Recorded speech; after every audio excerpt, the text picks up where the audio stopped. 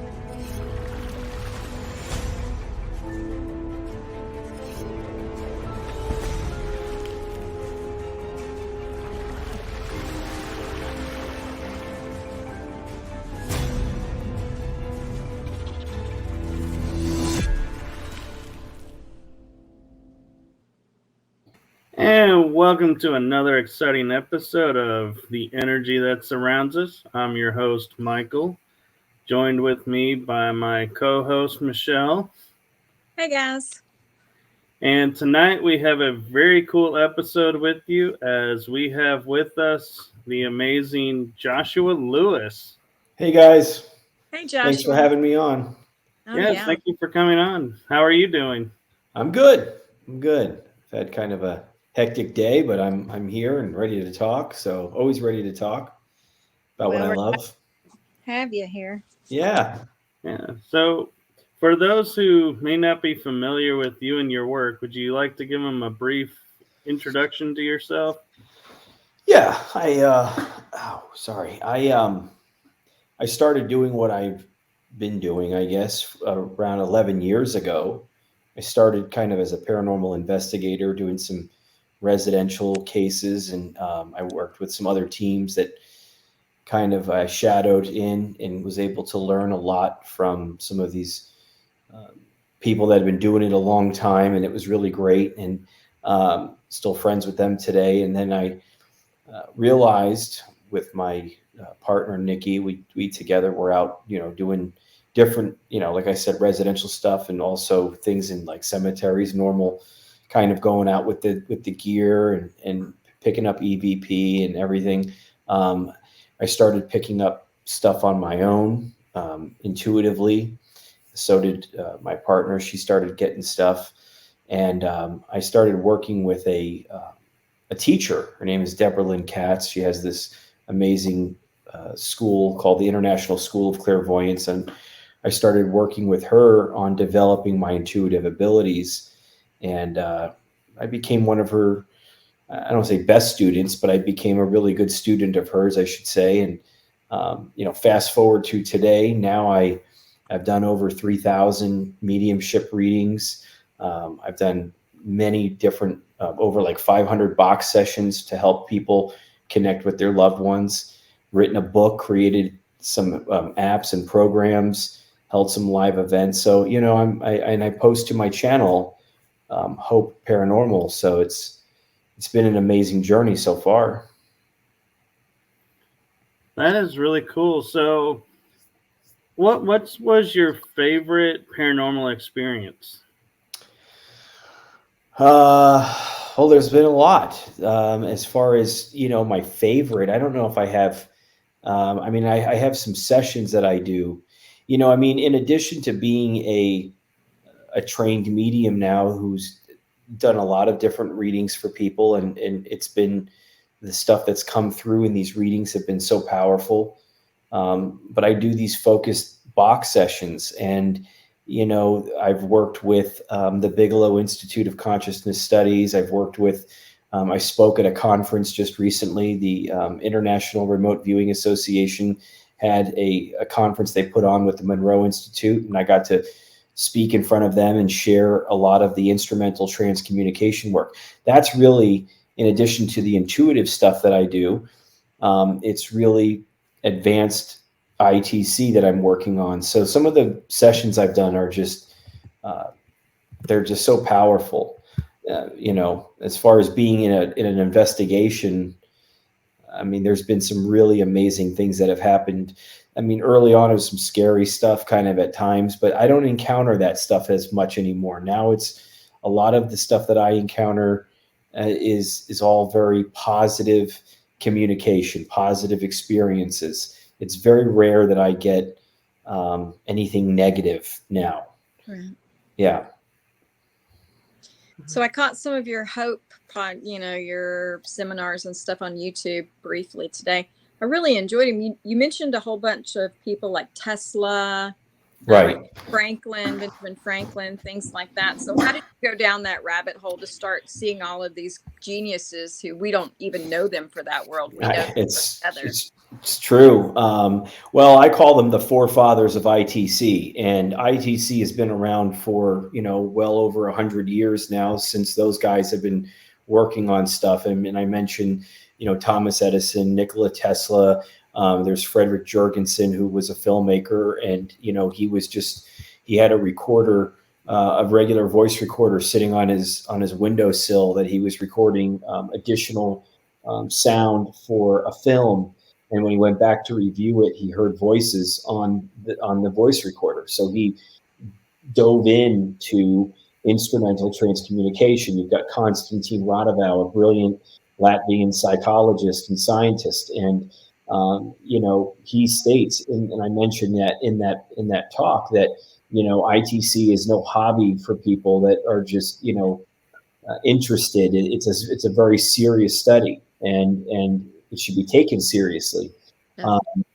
And then of course there's Frank Sumption, who is the guy that created the first radio spirit box that skips through radio stations. And of course, Gary Galko created the PSB7, which so many paranormal investigators have. It's kind of like a staple in your box to have. But really, Frank Sumption was the guy that kind of created that stuff originally, kind of inspired probably from some of those other guys like Edison and Tesla. Right. And it's there. The problem is that mainstream science is still kind of slow on accepting it or picking it up. It is being studied more, but it's because it's still very exploratory and interpretational. And so we're trying to get it so that it's not just what you think you're hearing. It's that we're trying to get some definitive answers. Yet, I mean, we get yes and no's. We get I'm here and confirmation of names and things like that. But I'm able to pick up some really longer and powerful messages. And I always joke around. There's two responses, two reactions to my work when people see it. It's either holy crap, this is the most amazing thing I've ever seen in my life, or holy crap, this kid is the biggest faker I've ever seen. Right. And I get it, Yeah. Oh yeah. Now explain to me, I caught the gentleman who made, he's passed away now, that made that box. You actually have one. Yeah, Frank Sumption.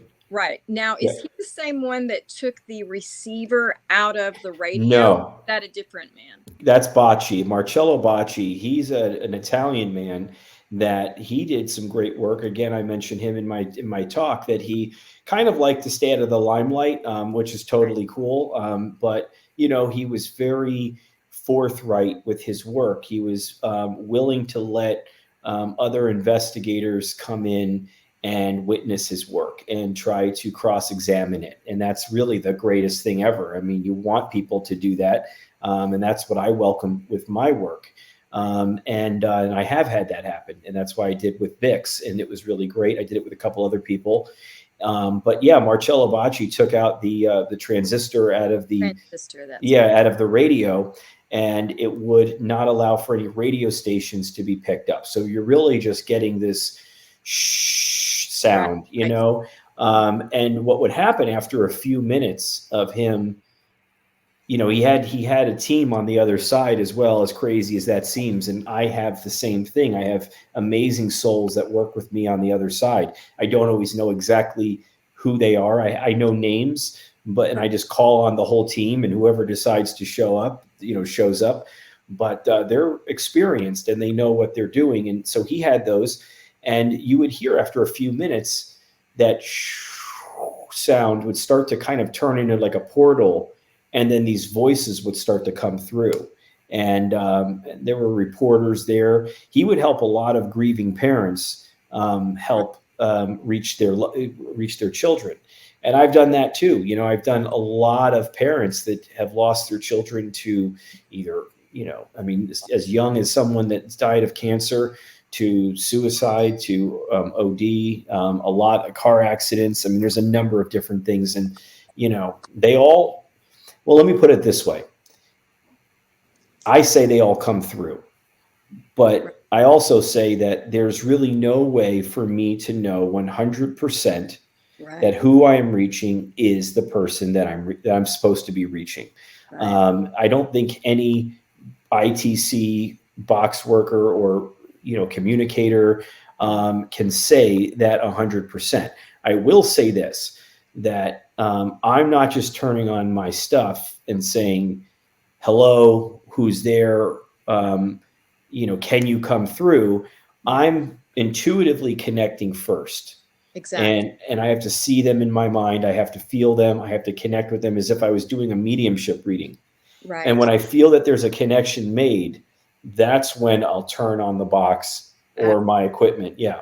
And I mean, honestly, that's really the best way to do it. You need that raw before you have the backup. The machinery should always just be in addition to the natural feeling. I like to go in with me or with my partner. I like to go in early. I don't even care what time of the day it is. Like, I don't necessarily, for me, it doesn't matter if it's 1 o'clock, 3 o'clock, or 2 o'clock in the afternoon. It doesn't matter to me. And I always like to go in initially and do it. Do you find yourself before you even get there kind of knowing what's going to happen when you get there, like, 10, 15 minutes before you get there?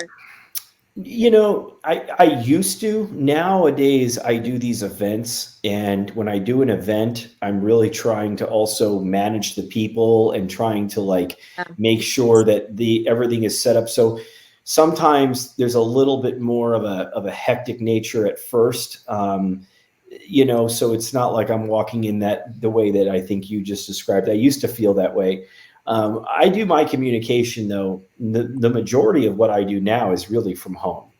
And some people might say, well, that's crazy. Why would you do sessions in your home? I've been doing it for a decade. And yeah, I live I am a normal guy. I get frustrated and angry, and I'm not perfect. I don't claim I've dropped all fear and I'm just some holier than thou guy. I don't act like that. But I do meditate every day. I turn my life over to my higher power every day. I trust in God, and I have a spiritual connection that I rely on. And I do my communication mostly from home, and I do a lot of it during the day, a lot at night too. But I do, most of my box sessions with loved ones. I mean, that's all. I only do those in the afternoon. And so it's not really like a night thing. I only do mine at night sometimes because my kids are asleep and I'm finally not going to be bothered by anyone.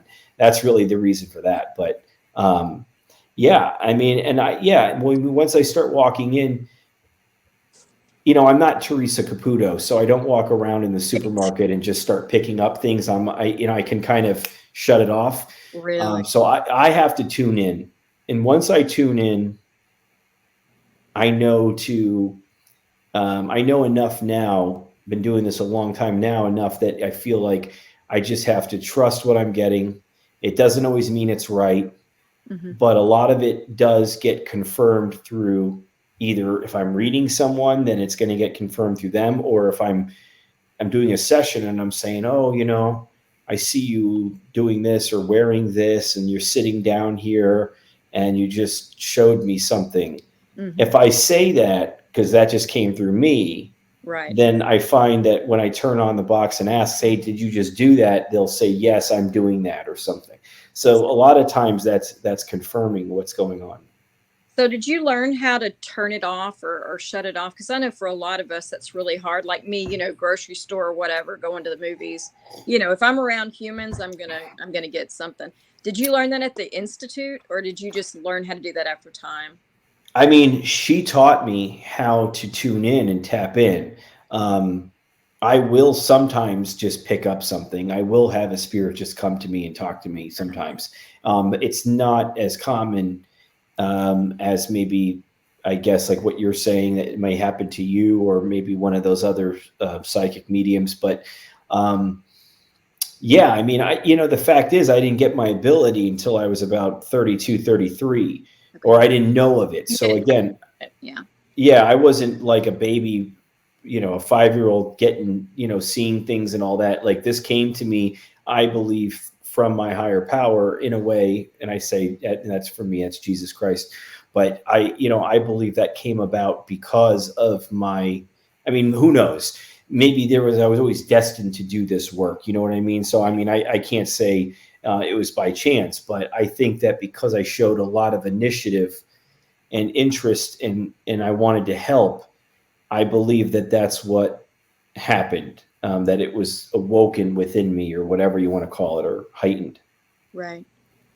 So I don't think that it's like, I think people that have had it from a younger age Mm-hmm. or grew up with it, I think that they're the ones like yourself that talk about that they Or don't have, they just get it, it just comes to them more, as opposed to someone like maybe me that I have to do my focusing right. um, to get the information. So, what drew you to that path in the paranormal of wanting to do that ability and go and do the work to turn, to activate it and everything? Well, I mean, I have my thing. It's H.O.P.E, which is really an acronym for Helpers of Paranormal Entities. Um, so when I was doing these sessions, not even sessions, and just kind of these loose investigations in cemeteries, in abandoned buildings, not so much even the residential stuff, because that came a little bit later after I kind of was more trained in how to do that. But when I was just taking out my recorders and my flashlights and my PSB7s to a cemetery, I was capturing a lot of responses with my name and their names, but also them saying help, we're looking for the light, or we're looking for help. So I didn't think that I was going to just start crossing spirit over. Right. But I knew that, what power do I have? And I thought that the only power I had, because I had a spiritual connection with my higher power, I thought I can just pray for them. Right. That's the biggest thing that I could do. And if it was meant that they were supposed to go somewhere or get some kind of light, then they would. And I would always tell them, you need to ask with me. It's not just me praying for you. You need to kind of recite what I'm saying, or you need to ask for, whether it's God or Jesus or, whatever your understanding of God is, then Right. you need to do that. And they would do that. Or I would do that, and then I would trust that they were doing that. And then I would turn my equipment back on in the cemeteries or the buildings, and you would hear them saying, thank you. We feel Oh, it. We're that's getting, we see the light, things like that. So then I was like, wow. So it's not just like I can pick up information, mhm. I also can actually help in some way. Right. So that was what really got me going. Well, hey, you need to do more.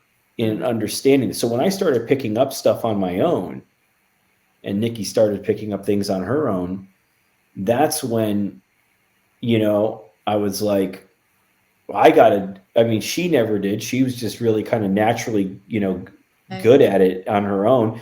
But I wanted to go further. And that's why I worked with that woman, Deborah, because she taught me a lot of, not, I don't say exercises. Some of them were exercises, but a lot of technique on, how to connect. Like, for one is, when I'm going to connect with someone, and someone like a loved one that someone's asking me to connect with, at first I might, and there's a number of different things I might try, but one of them is envisioning a flower, like a rose, a white rose, and taking the person's name, the loved one's name on the other side, and dropping it into the rose. And what would happen is that rose starts to take on that energy of that person. And I don't have to read the rose the whole time, but it's a great initiator, something to kind of get it going, maybe. And Like so a there's conduit. yeah, like a conduit. It's just like, I think it's like a canvas with paint that gets put on it, and it just kind of starts it. Then after I start doing that, and that's one. There's a couple other things that I like to do, like even envisioning just a blank person and putting their, or just looking and going through my third eye, and kind of, I go to this room. I call it in my sessions, like I have this astral room. In fact, I could actually show you something really quickly. I have something. Hold on. Sure.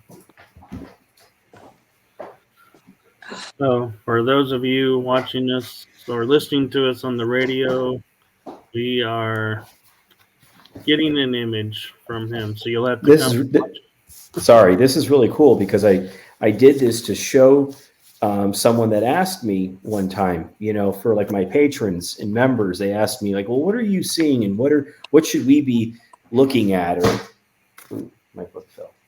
What should we be looking at, when we're doing this?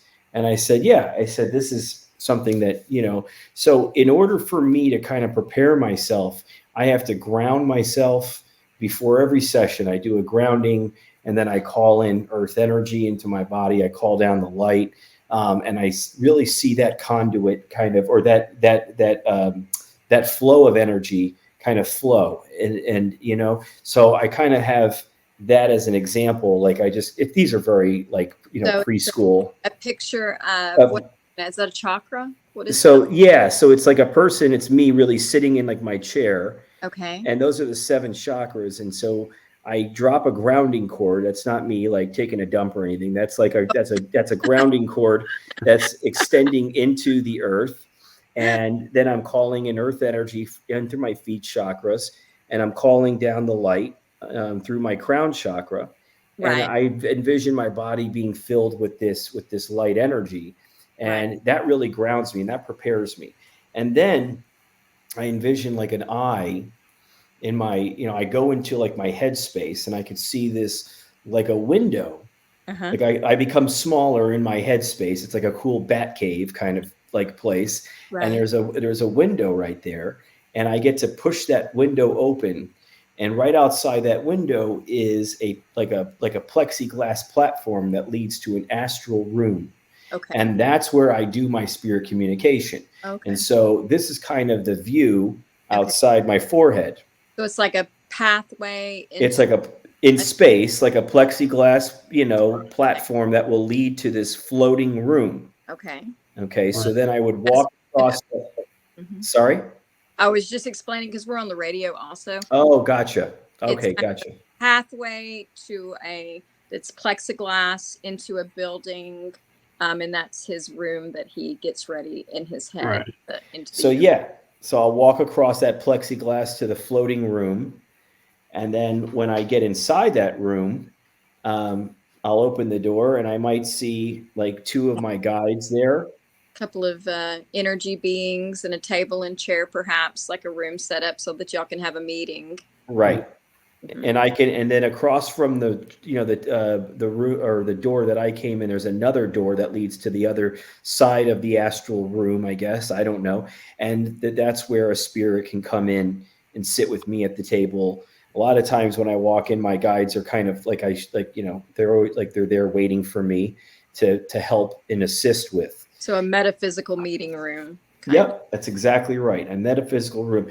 And a lot of times when I'm in that room and there might be multiple spirit I'm communicating with, or one, if I'm going to pray for them, a lot of times I'll pray for them and I'll ask for the light to come down to kind of energize all of us. And so then I kind of can show that there's, like I'm this person, and I'm envisioning, and I'm envisioning the light coming down through me and also shining onto the other souls in the room. There might be an angel present that I might see. And so it kind of is almost like if you were looking into a church in the morning when the sun is coming through the light. Yeah. Windows at the top onto the patrons of the place, filling them with spirit or light or energy. So that's kind of the Yeah. So again, for those that are listening on the radio, you can always watch us in replay when you're able to on YouTube, and you can see the drawings. Mm-hmm. Yep. And the first picture that we really didn't describe very well on our end is it was a light being, which would be Joshua, who had the chakra images. He was sitting in a chair, very focused, very still, and that was the first picture. So yeah, to ground, I mean, anyone can do a grounding by like even going outside and just take your shoes off and stand in the grass and touch a tree, and you can kind of envision. I like to just sit back straight and just sit, and have my spine. It's all about the spine. I find that, that's what I've been taught, that the spine is kind of like the way of the Lord in a way, like in a sense. It's like, everything is distributed through, like, energy wise, through the spine out into the nerves. And so it's a highway of energy. Yeah, I find a good way to dump energy after I've had a strong interaction with the spirit. I've already located dirt prior to, or I bring it blessed, or I'll bring a grounding rod with a wire to go to it if I think the ground might be too dirty, or there's no dirt because it's concrete, something like that. So I understand the grounding. I think a lot of us understand the grounding with needing to get to it. I didn't even know it existed. A bad experience, got trapped in a room, and my first instinct was just, I probably would have stripped completely naked if I could have, but I just managed to get my shoes off before I managed out the door and just right into the dirt. And then it was just like water flushing out of me. Right. All that negative, that spirit and fear and everything back into the ground. And it was just wonderful. I think more people should utilize grounding. I don't think it's pushed enough. Not only that, I mean, I tell people, so like if you get a reading from me or a box session, or, I do group sessions for patrons that, can't afford to do a private session. So I allow the patrons to pay $25 a month or $50 a month to do you can cancel whenever, but, it gives everyone a chance to be able to do a session with me. And I send I send a guided 15-minute meditation video of me guiding you through it for everyone to do prior to a session with me. Oh, that's and so the first part of it is, the first 7 minutes is a grounding. And then the second part is a visualization of your loved one. And what people don't realize is that a lot of this work is done for me, and it's effective when other people do it. Is by imagining, by visualizing a lot of things happening. So like, if I envision that cord going down into the ground, that cord is there. If I imagine or envision, you should say, that flow of energy leaving my body, that is of energy that I don't want to deal with, or I don't think is good energy for me, or residual energy, it is leaving my body. And so when I tell someone, I want you to go into that astral room and I want you to envision, call your loved one, tell them you want to meet them there. Right. And then you're going to open the door and envision them, seeing them there. And some of them will say, well, how do I know it's them? And how do I know that it's really them and it's not just me imagining it? And I say, it doesn't matter. I understand that you don't know for sure if they're actually there yet. but by you envisioning their face and seeing them and talking to them, it's like you're placing a spirit cell phone call to them. Exactly. And so then, you could still talk to them even if they don't show up physically in your space yet. Right. You still have that telepathic ability, but most of the time they will just show up. And so the envisioning imagination is a big part of what I do. That's interesting. I haven't used that technique yet, but I might Yeah. try. It makes sense. I mean, we're all connected. I mean, honestly, we're all telepathically connected. I mean, we Right. just don't use that part of our brain. We've dumbed it out or chemicaled it out or ate the wrong food and blocked it. We're not totally sure. And it could be something different from each one of us. But, that's a really neat thing to start That's doing. interesting you say that, because someone just posted an article in this Facebook group called Project Consciousness, and some study was done over 33 people, amongst 33 people, about how paranormal people that believe in the paranormal have less brain activity than a skeptic. And I think that they were trying to take a dig at Yeah. the people that believed in paranormal, right? So I read the article and I wanted to see what they were saying, and they were saying that there was more prefrontal cortex activity, more brain activity from the EEG that was showing in the skeptic, in the prefrontal cortex, which is more of language Right. and critical thinking, I guess you could say. But so in the paranormal believers, there wasn't as much, and there was more right brain dominant in that side. Now, what's interesting about that, and not to get too heady here, is that there is, okay, so there's a megalithic structure called the Maltese Hypogeum. Right. It's in Malta, and it's built underground, and it's ancient, 3500 BC. Right. And there was a group of scientists that studied that site and a number of other megalithic ancient sites. And what they found was that it resonates at 100, between 110 and 112, primarily at 111 hertz, Okay. which is actually the frequency. It's like, it sounds like of a man. Right. A man's voice. And what's interesting is that the 111 is also known as the holy frequency. Okay. And those scientists that study that ancient acoustics there, at those sites, they studied that frequency on 30, 33 or 30 individuals, to see what would happen on the EEG, on the brain scan. And what they found is that brain activity left the front prefrontal cortex and moved over to right side brain dominance. Oh. The right side is what's responsible for imagination, creativity, Right. awareness, and intuition. Yeah. Right. So that means that that site was there to resonate in that chamber. They have a chamber there, and it was to resonate, to help get you from that more critical, logical thinking that kind of keeps us in this world, to get you into more of a meditative state so that you can connect. Exactly. So that article, I guess, was whether trying to take a dig Yeah. at paranormal people, really proves that that's exactly what we want it to do. Not all the time, maybe, right? We don't want to lose our critical thinking and be able to not speak. But the fact is that we want to be able to tune in and tap into that side, and that's the right side. And that's why, so that's what the 111 was doing. And even in cymatics, Right. cymatics is the study of vibration in water or sand. And Right. this is the shape, this is the design of 111 that's coming through or vibrating through water, which is a 14 piece. It's a whole nother thing. I talk about it in my book, but it's so cool. It's so intertwined. The sacred geometry, it goes a lot further.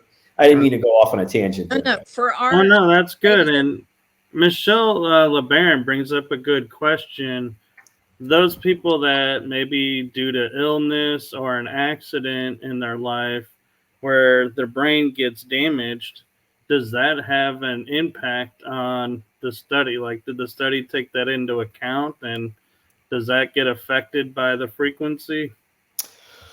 Well, I didn't read any part in the study about anyone that was damaged of any kind. I think that really they took 30 healthy individuals and they hooked them up to the EEG machine, the brain activity machine, and then they piped in that 111 frequency.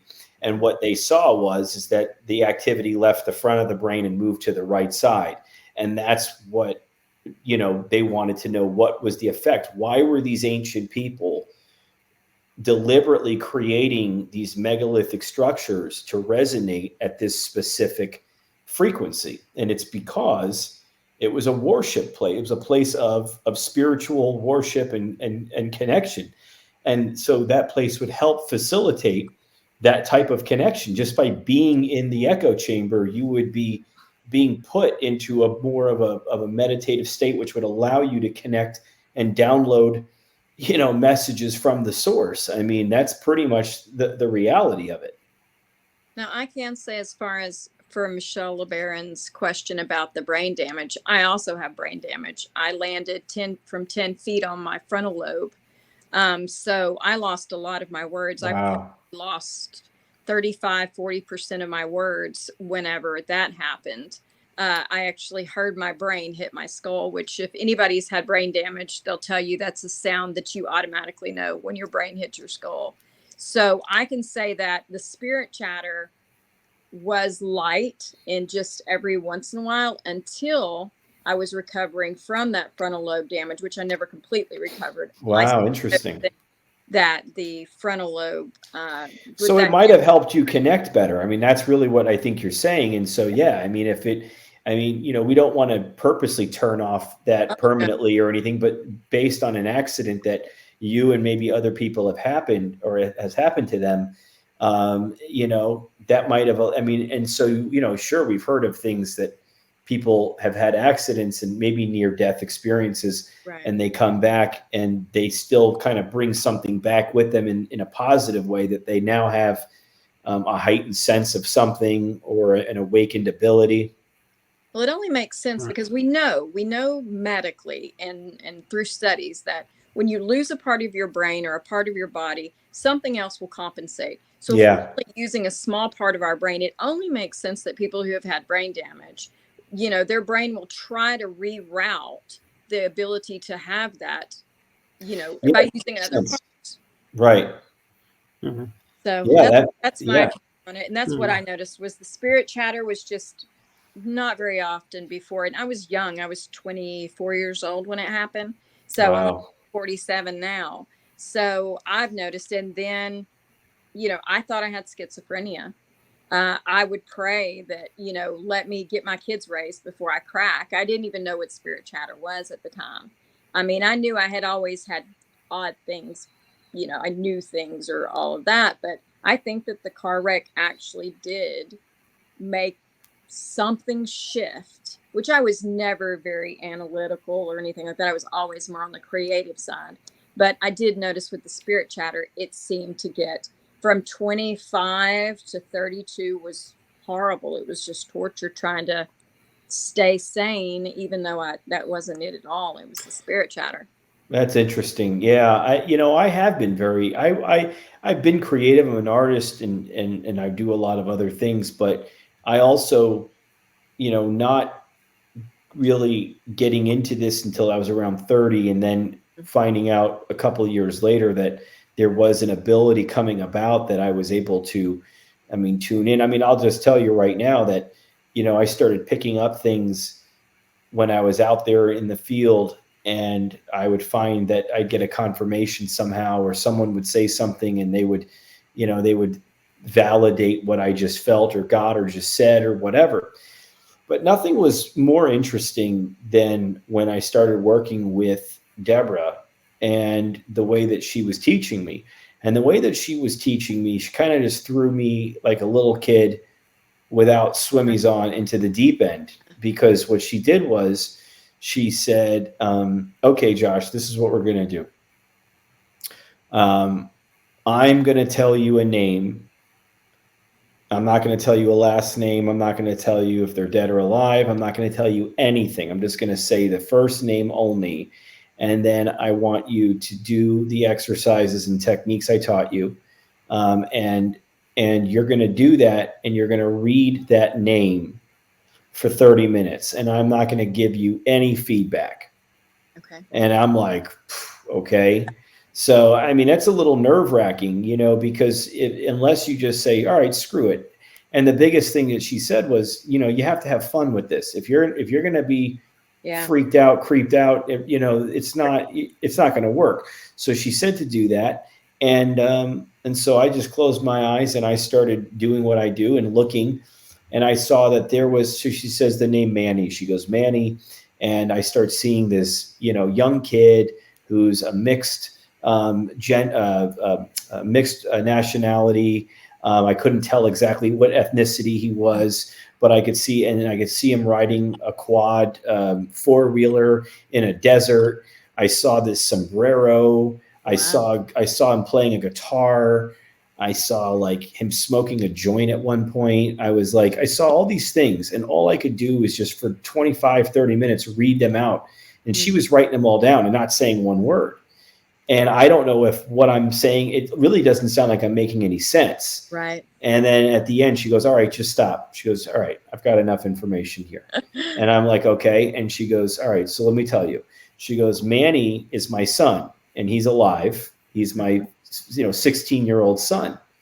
And she's like, and we live out in the desert. You didn't know that, but we live out in the desert, and he rides his 4-wheeler all the time. And on his wall, he's got a sombrero hanging on his wall, and he sits on his bed and he plays the guitar. And she's like, and his father is Filipino and I'm white, she said. Oh. And she says, I know he smokes cigarettes sometimes. She goes, I don't know if he's smoking joints yet. But she goes, he might be. And she goes, but I'm not too worried about it because I know he's a good kid. Right. And, he's got a beautiful family now. That was over 10 years ago. And, he's totally cool. But, and I got to meet him many years after that. But how crazy is that, because everything I said was accurate, but it all didn't make any sense in the moment when I was giving it. You know what I mean? Is there a name for that when you're just describing a living person? Because just being psychic. Okay. Because I'm still in the name game. I know the things that can happen, but I still don't have proper names for everything. So I was just wondering what that is, because that happens a lot at restaurants and all of these things. Yeah. Spewing it out for people. I was always wondering if that had a name. Well, I mean, you're using your, an intuitive ability. And the fact is that, there's psychics and then there's mediums, and not every psychic is a medium, but every medium is a psychic. Okay. So psychic is being able to just pick up a lot of information from, you could everywhere. Everywhere. Right. You can read the dead, but you may not be connecting with them per se in that moment. You just may be, told about someone who was dead, or you may just be picking up something. That doesn't mean that the deceased person is communicating with you yet. Right. And you can do that with someone alive. I do a lot of readings on people that are not asking to communicate with anyone that's alive. They just want to do something. Like they want to ask about a loved one who's alive. They want to ask about a job. They want to ask about something. I don't do that as much anymore. I did that for a long time, a while, whatever. But when I'm doing a mediumship reading, I will get some psychic stuff. But then, I'm getting direct communication. And some people will say, "Well, how do you know you're getting direct communication?" Well, I'm hearing them in a clairaudient sense. There's clairvoyant, you could see. Clairaudient, you could hear. Claircognizant is just knowing. Claircognizant is just knowing. Clairsentient is just feeling. So there's a couple of different clairs. There's more. There's the smelling one. I forgot the name for that one. That's what I got that one. That one's odd. Yeah. Some people are really good with that. Yeah. Yeah.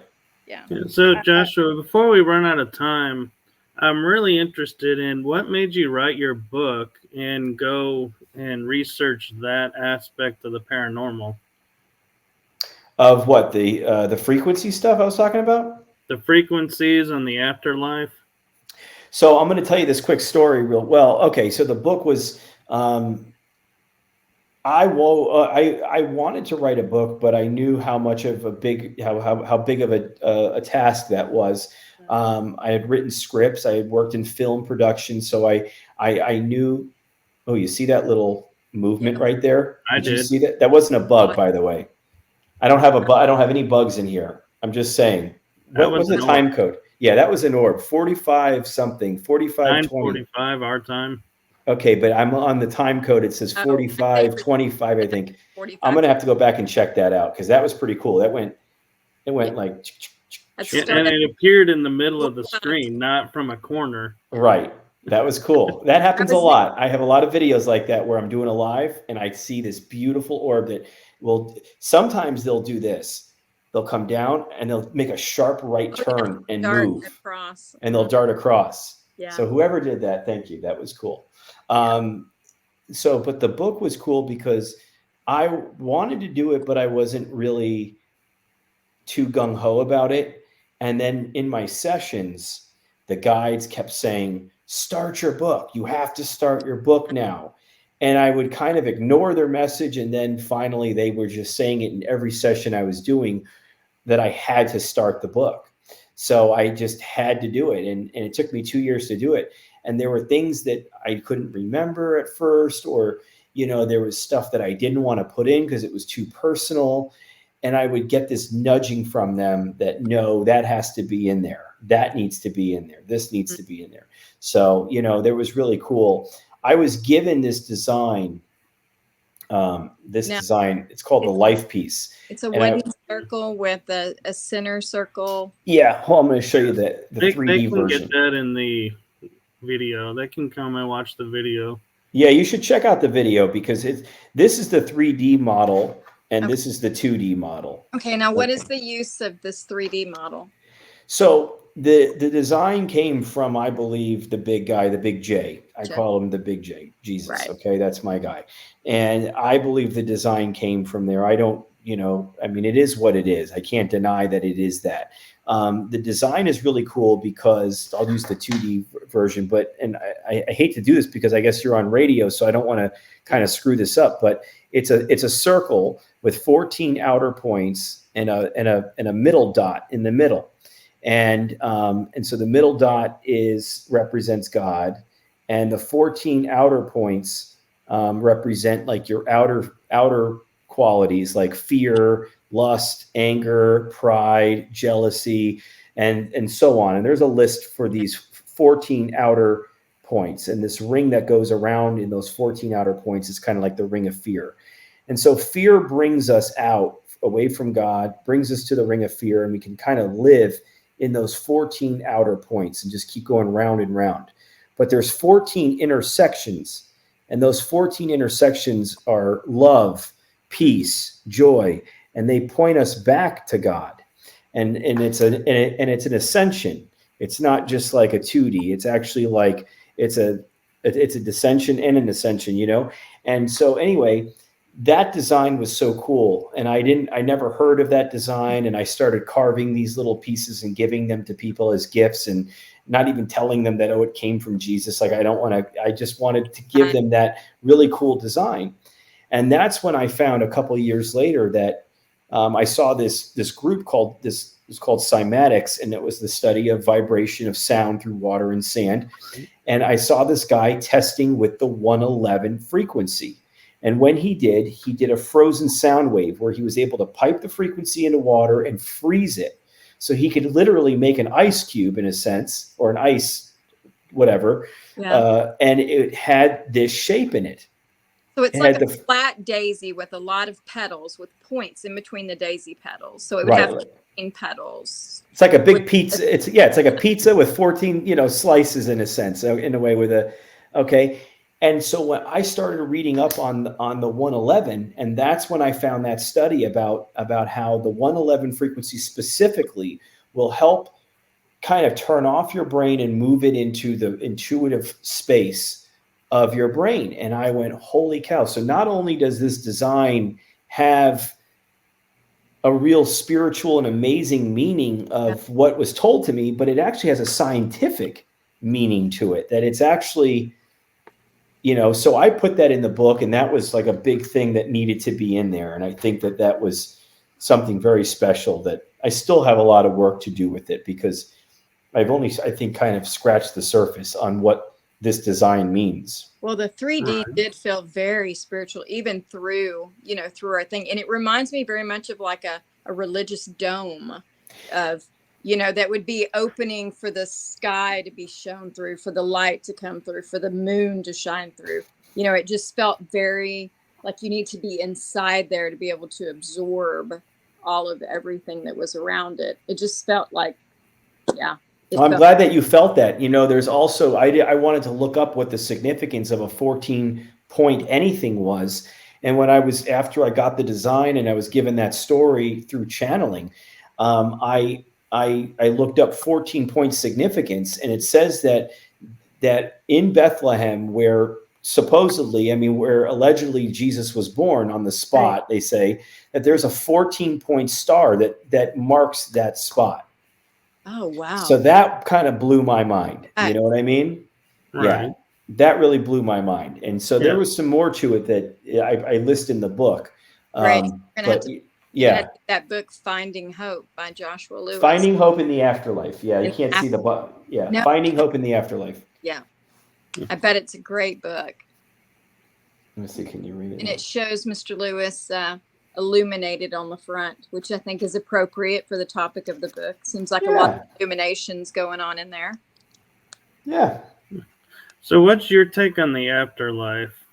Is that something like you feel like through your work you've been doing a lot of answering questions about the afterlife, or have you been kind of like, no, the afterlife's the afterlife, I'm just helping who's there?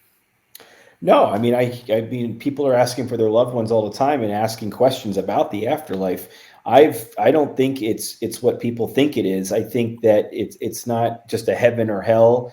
I think hell, based on my research, sounds like it's a creation of someone's own fears and crap. So if someone was like a bad guy and did a lot of bad things, they can hide in darkness in the afterlife for a bit. They can hide in darkness, literally, but they can't escape eternity. Right. And so not that they're going to be in hell for eternity, because that would be stupid if someone lived only 70, 80 years, right, but then that earned them an eternity of hell. Right. So I think everything is transient. So at some point they would have to be getting out of there. But when they pay their dues, which is the suffering and pain that they caused, and that might be based on some of their biggest fears, whatever that would be. Exactly. And so there's that. There's also what people might think of purgatory is kind of like a middle ground, mm-hmm, where it's not the highest ascended level yet, but it's still an okay place to be, where you can still live kind of out your afterlife until you've learned the rest of your soul's lessons, or either reincarnate, which I fully believe in, or you then could either then go up higher to where the light is, which is, I believe, heaven. They've talked about a castle, seeing a castle or a palace. I've had many spirits. In the clouds recently, people are seeing them. The clouds. Have you seen that, Michael, where they're actually showing videos of, it's just a quick little movement, but it's an actual castle in the clouds. Yeah, you know what? I've seen the people walking in the clouds. I've seen that too. Yeah, I mean, just to talk about clouds for a second, I mean, I don't know if you could see this. Let's see, that's all reflected. Yeah, hold on. Yeah. But no, that's going to suck. You can't really see that. But anyway, there's a cross that appears in the cloud. Oh, wow. Right above my recorder. Right. How neat is that? It's a cross as I'm talking about Jesus. So It just formed in the clouds, and that's pretty crazy. And then I captured what looks like a face. You're not gonna be able to see this, but anyway, it's in the book. But there's been a lot. So the spirit have talked about a palace, a castle. They've talked about living in houses. They've talked about eating food still, sleeping. They've talked about some work and have a job and do things. They talk That's about a number of different things that are very much like here in a sense.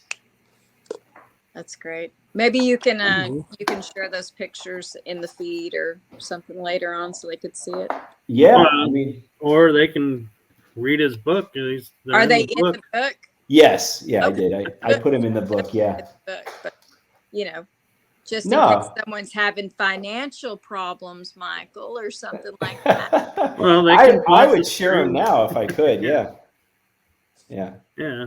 But we definitely want y'all to pick out his book and read it and suggest it and share it and have discussions. Maybe go out to dinner with your friends and let's start book clubs again, and have discussions about that and start out with Joshua Lewis's book. What's cool about the book is that this is what I feel like they gave me the idea for this. I don't know, the spirit, but I mean, it was like a lot of this stuff I've been documenting from day one on my YouTube channel. So the channel's been open 10 years and I've been posting. My first video was like around the same time I was doing my first investigations. Mm-hmm. And so you can see the progression. I mean, I've kind of grown up spiritually on my channel, and it's all just, I've kind of just wore my heart on my sleeve and kind of let it hang out in that sense. And so what's great about it is that when you're reading the book and you read a story about something I did or went through or a session I did, there's always a footnote, and on the bottom we'll have a corresponding number to a playlist on my channel, and it will say watch video 5 now. Okay. And that video will correspond with what you just read. So, and that's throughout the whole book. So you can really be reading, see the footnote and say, okay, now I got to go watch this video, which will now show you what I just expanded on or wrote about in the book. Wow, that's really clever. I really like that. Yeah, that's brilliant. And just so you know, Joshua, I've been running your website, your YouTube, and your TikTok address as a ticker across the book. Okay. So okay, everyone's good. been able to, hopefully, if they want to write it down, they can pause the screen and write it down if they want it. It's also in the description. And it's just H.O.P.E Paranormal. If you go to YouTube and you search, H.O.P.E Paranormal, you'll find me. I've got about 137, I think, thousand people on there following, and I've got about 406,000 on TikTok. So there's been some heavy traffic that's really flown, kind of through there and checked out some of the clips. And I share a lot of little snippets on TikTok, some of the best, so that's really cool. Well, that's great. Looks like we have a all-female audience tonight here.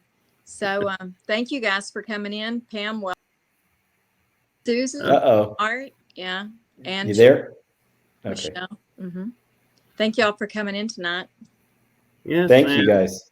Girls. Thank you. And so my last question for you, Joshua, is what's your goal with the book, your TikTok, YouTube? What's your overall goal with like H.O.P.E and you personally? Yeah, I mean, I gave up I was an entrepreneur. I gave up making, I made a lot of money in my time. I still would like to make some more, but I mean, at the same time, I really gave up kind of being as much of an entrepreneur and focusing on real estate and filmmaking and all this other stuff that I love to do still, but not the way that I love what I've been doing for the last decade.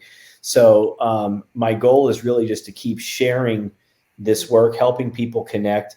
And really, I'm not like, I say this, I'm not just a channel. I have a channel. Like I am a medium and I have a book and I have an app and I hold live events and I do personal readings and sessions for people. So it's more about, and, I'm wanting to work more with institutes and facilities and other PhDs to help bring more awareness to the type of ITC that I'm doing, the spirit communication I'm doing, because there's a lot to be learned there. And so many people just look at this work and go, yeah, right, that's too good of a response. That's got to be fake. And I mean, I can't tell you how many times I got to say to people, everything I do is 100% real. Everything I do is transparent. I will show you I'll answer any questions you have. There's no part of it that's proprietary where I can't talk about it, or there's no part of my process that's hidden.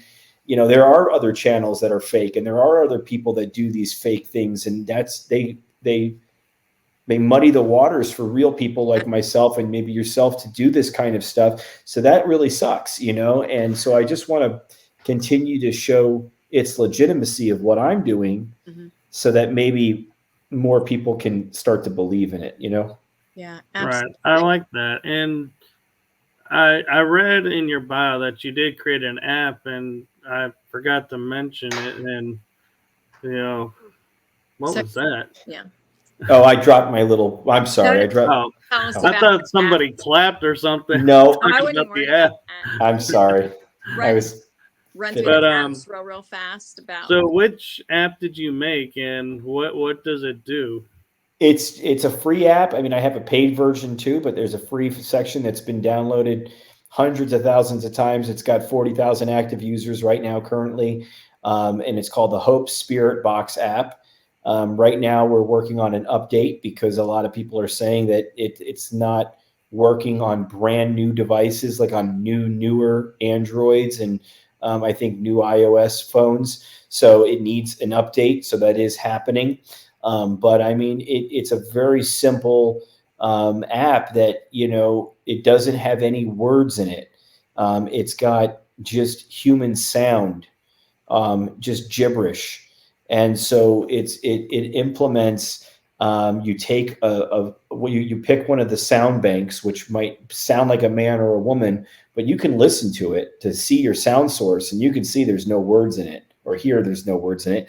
And so it's got a little bit of echo reverb to it. And what you do is you hit record, you ask a question, you say, hello, who's here with me? And then you slide this little gate open, this little like slider open. And then the minute you slide it open, you want to close it. It's like open it and then close it. And that's going to it's going to let just a little bit of sound come through of gibberish. And it's the spirit's job to take that sound and form their own response with it. Okay. And then after you do that and the sound comes out, you hit stop record. And you got one question and one response. Now, you don't know maybe if you captured something, so you have to go back and listen. That's very important. People don't realize that. They think if they didn't hear it come out, or they didn't understand it when it came out, then they didn't get anything. And that's not how it works. You may hear it in real time. It may be very direct, like a yes or no, I'm here, I miss you. But sometimes they say other things that you kind of have to go back and listen to it a couple times before it clicks and go, oh, that's what they're saying, or whatever, so that's the app. It's very simple. And it's funny, a comment just popped up on YouTube, says, what is the app called?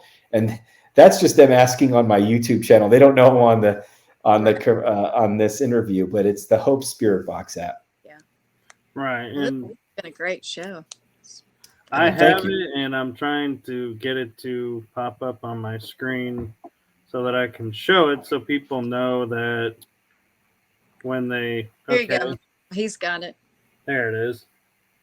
Yep. Oh, so I see the pattern. There you go. Yep. You got your. Yeah. So when you open the app, you've got like the splash screen of my channel and my book and all that other stuff. But if you touch this little lifeline thing at the bottom, that's going to turn on that's going to get the app going, the box going.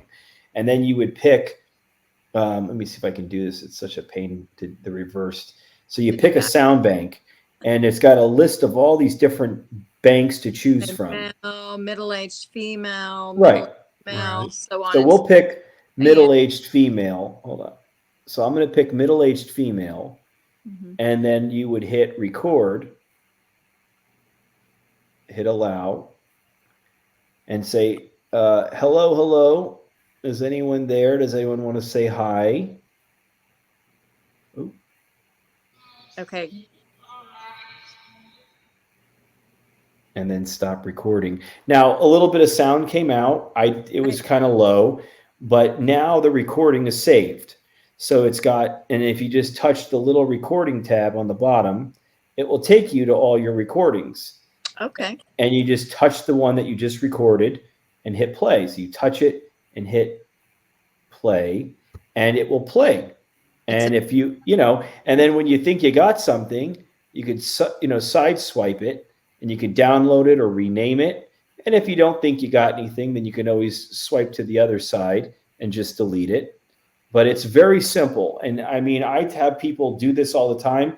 They record it on their own, something asking for their loved one, but they're still not good at hearing what's maybe coming out yet.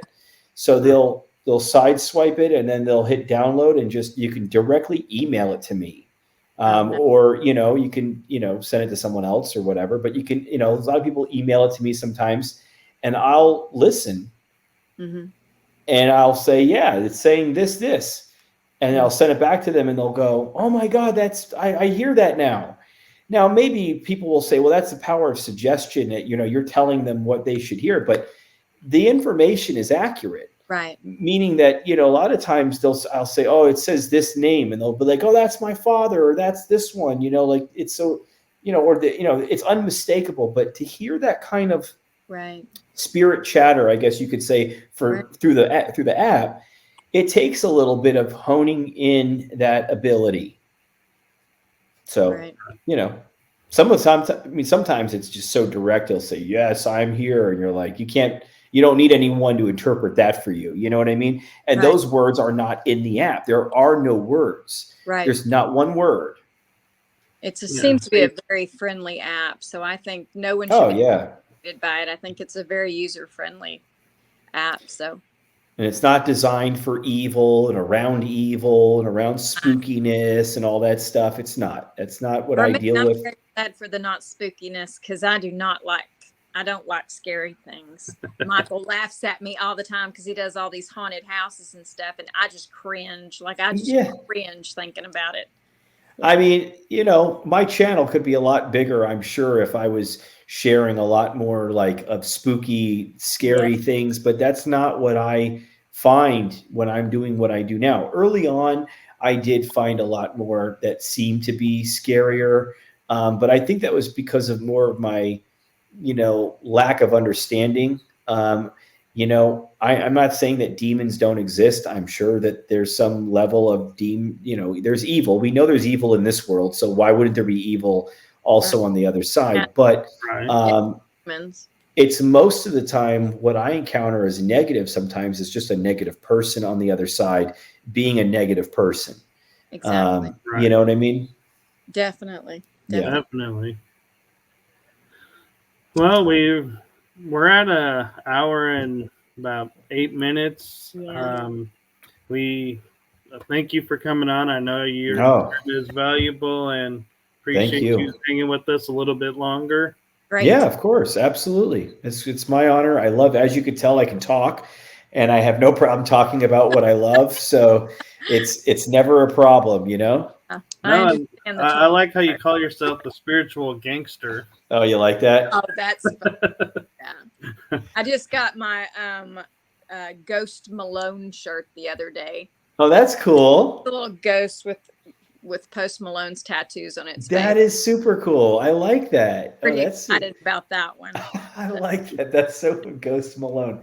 Did he? Is that his shirts? No, it's just someone else doing it and stuff. Yeah, that's so cool. All over the internet, you can get it, but it's just because what they said about how like his life kind of went to crap a little bit after him opening that Dybbuk thing with Zach and all that. You know what I mean? So he got thin and he kind of started drinking a little more. Whatever. But I think he's doing okay now. But you know what I mean? There was some weirdness. If you go into this world and I was really vulnerable at first. I was really scared, and I got a lot of darkness because I think I was attracting it. But now that I'm of light, I don't even get the bad things. That's what happens. They don't come to me. I'm too bright. I tell people that same thing. I say, listen, a lot of people, I'm in these afterlife groups on Facebook, and I'll show my app or I'll comment about something I'm doing, and they'll go, oh no, it's evil. There's so much evil. There's so much evil. And I'm going, well, yeah, if you're acting that way, you're going to pull in that. Okay. So I know that's kind of a chicken or the egg kind of thing, but the thing is, like, you kind of have to break that cycle Yes. by, fear could mean, F everything and run, or face everything and rise. You know what I mean? So it's either kind of like, you're going to face fear in one way, either running away from it or going at it. You know what I mean? And you don't have to be negative when you go at it, but you can be forceful and stern in a positive manner. Like a good Right. parent. Like, I like to tell people when they ask me, have you run across demons? And I go, here's my take on demons. I haven't run into any, but Oh, I have. when you're, someone that may, not be quick to get things, and people keep calling you dumb, what do you do in society? You start thinking of yourself as dumb. So when you walk into a building and say, man, this spirit's evil, this spirit's a demon, it's Yeah. probably just a bad attitude, but Exactly right. saying demon, he's going to start acting like a demon and saying, this is what you want, this is what I'll give you. That's exactly right. And I'll tell you, if you're a negative a-hole and you're hanging out in an abandoned building, Yeah, and some little team comes in and there's a guy or a girl that's acting real scared and talking like you just talked, it would be no problem for that a-hole to just say, devil, demon, and do it through the box. Beelzebub. Yeah. And now that person will go, did you hear that? That was him. It's just some guy probably that, doesn't want to be around anyone else in the afterlife and decides to look to scare people when he can, Yeah. And a lot of spirits are proclaimed as evil, but I think they're frustrated.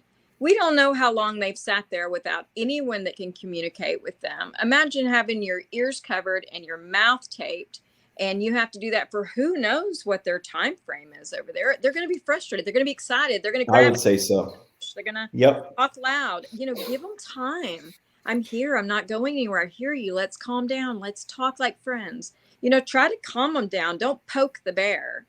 I totally agree. And I just went to a Civil War museum out in out in Virginia, and some people were talking about that. I think Zach was there at one point, and they were saying, like, there's some nasty things there or whatever. And I walked around with a bunch of 20, 30 people, whatever it was, that were the attendees of my event, and I went from room to room with my app and my recorder. And I said, oh, I feel this woman, and I feel this child, and I feel this guy, and I feel this one. And I would just talk to them. Yeah. And all you heard was, thank you. This was nice. Thanks for talking to me. I'm grateful. It was all a bunch of positive attitudes that I got. Yeah. And I mean, why would there be? I mean, in that kind of area, why would there be all that anger? Everybody there was just trying to live. They were trying to survive, Yeah. That makes sense. I agree. Well, thank you. As for Zach, my take on Zach is I don't like anyone that pokes and doesn't go in after stirring the bear, poking the bear, and then send somebody in. I think that is the worst thing to do. I'm like, everybody always says, oh, I agree. Like the show? I'm like, no, I don't watch it for this very reason. And I'm going to stay out of the Zach conversation. I will say, though, my buddy just said that he watches Zach. I don't watch him anymore. I used to watch the first few seasons and whatever. But, I mean, the fact is, there was one of my buddies watching it, and he said that he heard them.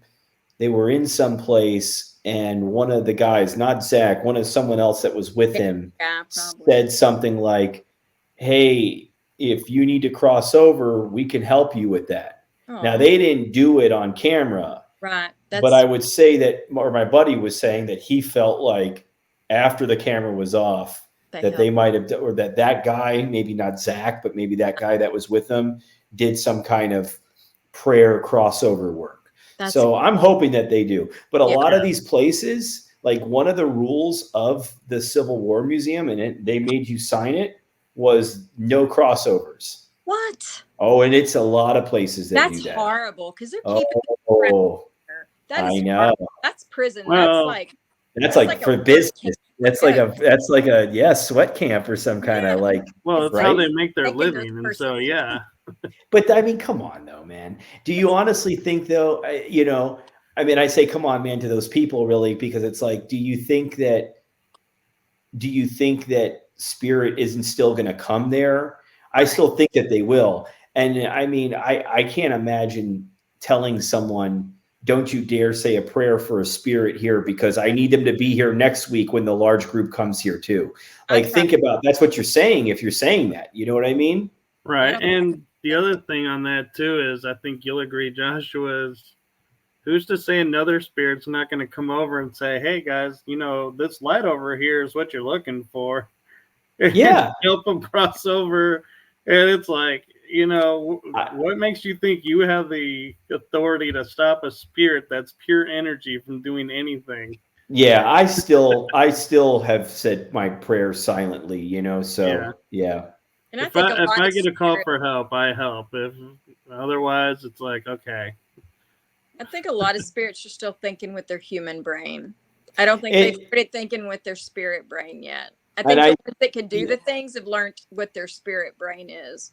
I'd say that's very true. I mean, there's a lot of people that are on the other side that I think that are still living out their so-called lives in a sense, and there's still, there's a lot of husbands still hanging around their wives that are not trying to cross over because they still want to wait for their wives to be, or their spouses to be, or they're watching their kids grow up and they don't think that they can do that if they fully cross over. I mean, I speak to spirit that are still hanging around here, and I speak to spirit that have ascended and that are able to come back and communicate. But they talk about going back up. Right. And some say, I stay down here. I had one husband say, my place is here on earth. Right. He said through the box the other day. And then I had, the guides and a lot of other loved ones say that, we go up and we bring light from heaven. We bring light down, so that was really cool to hear that. Yeah. Spirits are as individual as they were in skin as they are without skin. Absolutely. That's exactly right. I'm kind of curious, Joshua, your take too, and I know we're getting late, but I'm interested in like what we call the residual haunts, where they're going through their daily life, like not even aware of what's around. I call those I wonder, are those like parallel dimensions or other dimensions bleeding through, and that's why they don't see us? But I mean, I can't claim to be an expert in I mean, there's still so much that I'm learning. What I can tell you is that I know there's residual energy, but as far as those echo haunts, and those people that or those spirit that are kind of just trapped in a loop. Yeah. I don't know what to tell you with that. I think that I think that there is that parallel universe or world that's just like a film layer laid right on over this. And I think that they're living out whatever it is, and they could stay there doing that for as long until they decide to awaken. See, that's the thing, is that there's free will. So I don't think it's just a shell. I mean, some people think that no spirit stays behind, that they think that every spirit just crosses over into the light, and that anything that you deal with here is all that echo crap. And I don't personally subscribe to that theory. So, I mean, I haven't gotten that as evidence yet. I don't, and so I don't feel that, but, And I think anybody that deals completely like me, almost every decision I make is from a vibration. Like almost my gut is vibrational. And I think anybody that's like me can tell the difference between a spirit talking or an echo of a human or them on a loop. They all feel different. Every one of them has a different uniform feeling, and you kind of categorize, oh, well, this is that vibration in this one now. I mean, that's interesting, Michelle, because I got to tell you, I don't know if I'm feeling that exactly like that. I mean, what I will say is, or I'm not saying that that's wrong. I'm saying that I don't know if I can tune into that the way that you're talking. Maybe you have a more, a finer ability to attune to that. And that's interesting because I'm kind of like, I mean, I should have been from Missouri. I mean, because I'm still the show me kind of guy. And I still want to say, if I'm feeling something, Yeah. My go-to is to go to my equipment and ask and see if I can pick up anything on my equipment. And so I'm still looking for a lot of evidence and proof. And what I find is that, anytime that I'm feeling something, if I go to my app or that I go to my DR60 voice recorder or one of my other recorders, sometimes I'm wrong and they'll say, no, that's not right. They will correct me through the box now. And that's pretty cool. That means I picked up something that was wrong. Exactly. And they were able to bypass me and correct it and get through the right information. So that's what I like. I like it more when they say, no, you're right, because that makes me feel a lot better about it. I like that confirmation. But you know, that's the thing that's so important about para-unity is the fact that you have a talent, I have a talent, others have talents that we both have. You know, it's so important for no one to say, well, he's wrong and she's right, or she's right. Which happens a lot. Yes. I get those messages all the time. Well, how could you say that? That's not right. Well, how the hell do you know? Oh, I'm attacked every day. Yeah. I'm attacked in ways that you have no idea. I mean, it's like I bet we could compare some stories. Oh man. I was friends with some people that, are like the pariahs of the field. And I mean, like I said, the majority of the people will react in they'll say that's bull crap. I mean, if you go watch some of my videos, I mean, you'll just be like, how is this even possible? Yeah. I get attacked by Christians a lot. Oh yeah. Which is cool because in my book, I have a whole chapter dedicated to the paranormal in the Bible. Yeah. And, there's a lot of verses that people like to throw, at you, from all different types of different Old Testament and everything. And, I tell them a lot of times, 1 Corinthians 12, verse 4 through 11, which is Paul talking about all of these gifts that we get spiritually to see future, to hear spirit, interpret spirit. It all comes from the same God, he says. And that's in the New Testament. So, I mean, these Christians, which I love Jesus Christ, but I'm not a right-wing Christian in that sense. Like, I'm not a radical Christian, I should say. I'm in the middle with certain, you know what I mean? And and they can go really off the deep end with me. And I hate that, Yeah. And it amazed me because I was at an event recently where they were not liking that we were calling ourselves Fear Fest. And I was like, really?